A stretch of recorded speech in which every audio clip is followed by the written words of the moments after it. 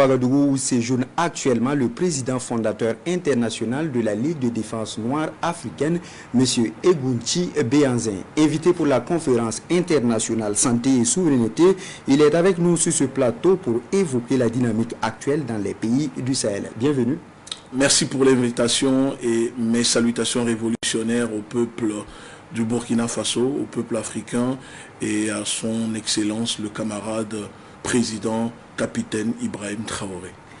C'est bien reçu. Vous êtes là pour une séance de travail. Pouvez-vous revenir plus en détail sur votre présence à Ouagadougou? Oui, notre présence ici à Ouagadougou concernait une conférence internationale qui a pour thème la souveraineté sanitaire.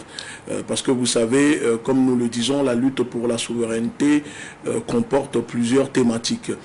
Aujourd'hui, avec l'arrivée du camarade Ibrahim Traoré, le Burkina Faso a rejoint l'élan, le dynamisme du Mali dans sa voie pour se débarrasser totalement de cette soumission, du néocolonialisme de la France et alliés. Mais vous savez, on ne peut pas se libérer totalement, même si demain on a une monnaie en or, une armée forte. Si on n'a pas la santé, cela ne servira à rien. Parce que c'est la santé qui produit l'économie, qui donne la force militaire. Donc, étant donné que nos pays sont aujourd'hui sous le contrôle et sous pression de ces organisations corrompues internationales comme les organisations de Bretton Woods, mais surtout l'OMS qui impose des choix involontaires que nos gouvernements ne veulent pas en matière de campagne de vaccination vaccinale et sanitaire. C'est autour de cela que nous sommes venus débattre pour apporter d'autres solutions alternatives que ce que propose l'Organisation mondiale de la santé. Alors, l'actualité également, vous l'avez un peu évoqué, les États membres de l'AES ont entamé une nouvelle dynamique sur presque tous les plans. Vous, en tant que leader pour la défense de l'Afrique, quel regard portez-vous sur cette initiative? Je porte un regard bienveillant, un regard révolutionnaire, parce que c'est un projet que nous saluons, que nous soutenons, ça tout le monde le sait, mais nous disons, si je peux me permettre de le dire, qu'il faut que l'AES continue d'évoluer.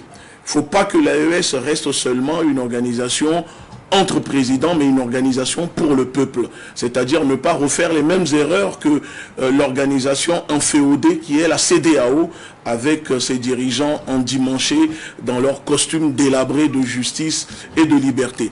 Donc pour cela, nous sommes dans le soutien de l'AES, nous voyons l'effort que déploient les dirigeants comme M. Ibrahim Traoré, le colonel Assimi Goïta, le général Tiani également. Et donc les peuples sont contents, reconnaissants, et on ne peut que continuer de soutenir tant que c'est pour l'intérêt des populations. Alors, et ce regain du panafricanisme qui est constaté dans la sous-région, quelle lecture en faites-vous? Mais vous savez, nous contribuons tous à propager, vulgariser ce panafricanisme aujourd'hui qui balaye tout. On a la chance aujourd'hui d'avoir à la tête des pays comme le Burkina Faso un grand panafricaniste, le capitaine Ibrahim Traoré, au Mali, Assimi Goïta, et récemment au Niger, le général Tiani. Ce panafricanisme aujourd'hui fait très peur aux ennemis du peuple africain. Ces mêmes personnes qui, jusqu'à quelques mois en arrière, faisaient croire aux populations africaines de l'AES qu'ils étaient leurs partenaires, leurs alliés, alors que nous savons tous que ce sont les mêmes qui disaient être partenaires du Burkina Faso, qui finançaient et renseignaient le terrorisme qui ravage une partie du Burkina Faso. Et donc aujourd'hui, avec le soutien et l'appui, la volonté, la détermination des autorités du Burkina Faso, nous voyons que ce panafricanisme est quelque chose aujourd'hui, une idéologie qui est présente partout, même dans les villages, les enfants, les mamans, les parents, moi je le vois ici au Burkina Faso, sont très fiers d'être engagés et d'embrasser ce panafricanisme authentique, révolutionnaire, pur, pas le panafricanisme 2.0 infiltré que nos ennemis tentent de propager aussi pour nous contrecarrer.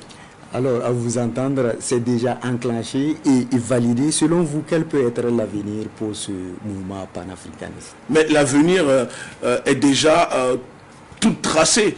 Nous voyons que nous sommes en train de gagner, parce que je le dis toujours, la victoire est pour le peuple opprimé, la défaite est pour l'ennemi. Et ce panafricanisme-là, aujourd'hui, décolonise aussi les mentalités, parce que c'est très important de le dire. Il faut sortir de l'endoctrinement que les Occidentaux ont mis en place, et le panafricanisme contribue à faire cela. Donc l'avenir aujourd'hui pour nos populations, pour nos enfants surtout qui nous regardent, c'est un avenir où nous sommes sûrs et certains que nous allons terminer la lutte que le père Feu, paix à son âme, le capitaine Thomas Sankara, parce que je suis un sankariste, vous savez, et je pense que de là-haut, il doit être fier de voir qu'aujourd'hui, ses enfants au Burkina Faso, un peuple qui a toujours été très patriote, a embrassé ce panafricanisme et en train de finir sa lutte, malheureusement, qu'il n'avait pas achevée.